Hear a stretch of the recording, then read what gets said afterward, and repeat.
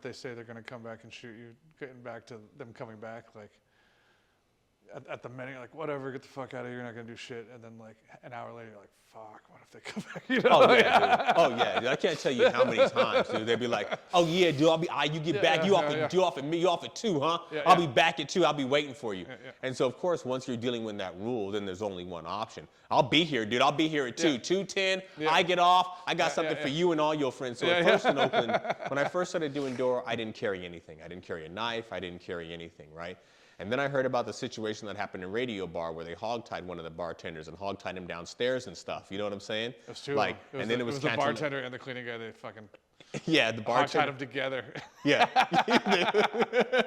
Robbed the whole place. Robbed the whole place. Hogtied him together. We know the dude, right? Hopefully we can get him to come in here and do an interview and he can tell the story himself, right?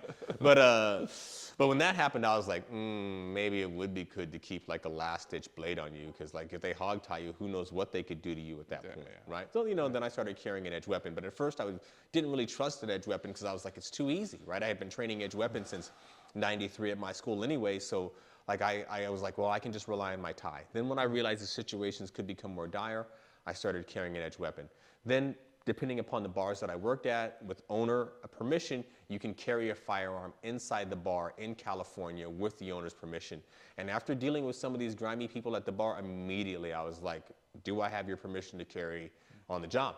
And they were like, yes, you do. So then I started carrying on the job for that reason, that people, even when you kick them out nicely, you're going to get these threats of, yo, man, I'll be back. Yo, I'll be back. I'll be back here at 2. And at first, before I started, you know, carrying, I was like, oh, God, Jesus, you look out the door, you're like, oh, fuck. Right? And then I was like, what am I doing? If I'm going to do this job, I'm going to do it right. So then, you know, I started carrying a firearm, I started training, and then I left like this with my hand in the bag, like this.